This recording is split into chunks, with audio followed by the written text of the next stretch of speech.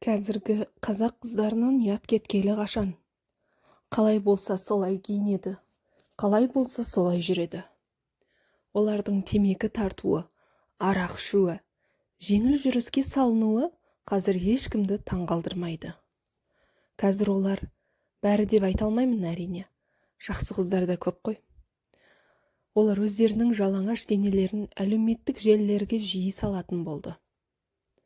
Жұрт қарасын, қызықсын дей ме, әлде оның астарында басқа мәселе жатыр ма, білмеймін. Бәлкім, әдемі мүсініме қалталы еркектер қызықсын, мені іздеп тапсын дей ме. Кеше сол әлеуметтік желілерді ақтарып отырып, мынаны тауып алдым. Әнел атты жап-жас әдемі қазақтың қызы негрмен суретке құшақтасып түсіп, оны салып қойыпты. Онымен қоймай астына: мен қазақ жігіттерінен таппаған бақытты африканецтен таптым.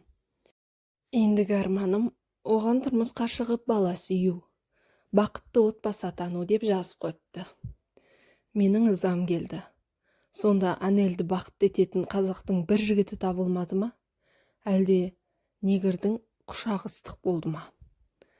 Қаным қайнап әлгі қыздың жекесіне ренішімді жазып жібердім.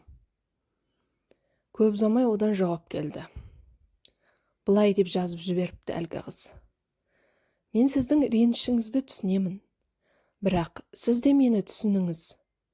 Мен де өз қандастарымның біріне тұрмысқа шығып, бақытты отбасы болғым келген.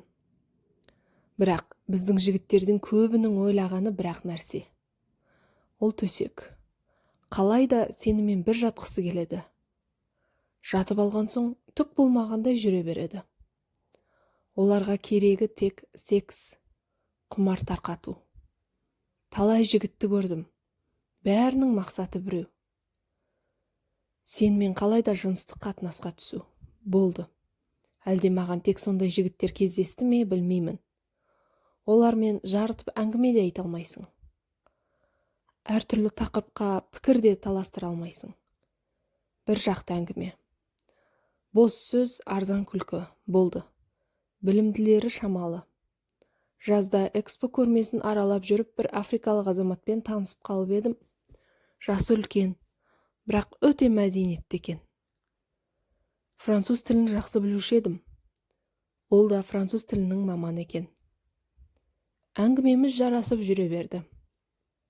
Экспоның маңындағы бір кафеде отырдық. Айтқандарына риза болдым. Өте білімді екен. Рас, кафеде отырғанда маған жеркенішті көзбен қараған қазақтың қыз жігіттері болды. Әй шлюха, бізді неге қорлап отырсың деп сыраға тойып алып, едіреңдеп келген бір жігітті әлгі африканец Леон сабырға шақырды. Жай ғана таныс екенімізді алға тартты. Әлгі топас жігіттің қылығына киініп, кіммен қыдырамын, кіммен жатамын өзім білемін. Хақың болмасын, әйтпесе полиция шақырамын деп бұрқ еттім. Ол жігіт жөніне кетті. Экспо біткенше Леонмен дос болдым. Бірге жүрдік. Ол мені жақсы көріп қалғанын айтты. Мен де оның білімдарлығына, мәдениеттілігіне риза екенімді жеткіздім. Арамызда төсек қатынасы болды.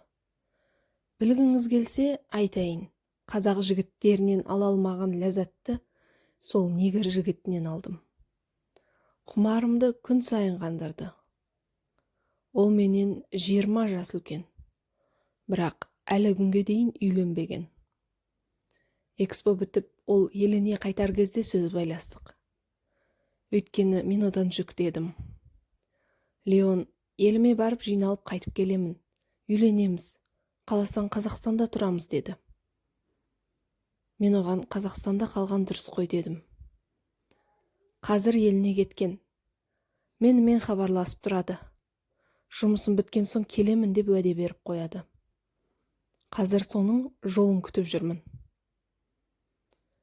Айтпақшы, Леонмен жүріп жүргенімді білген дос қызым Жанна мені оның досымен таныстыршы деп өтінген еді. Леон экспоға өзімен бірге келген досы Мунирді Жаннамен таныстырды.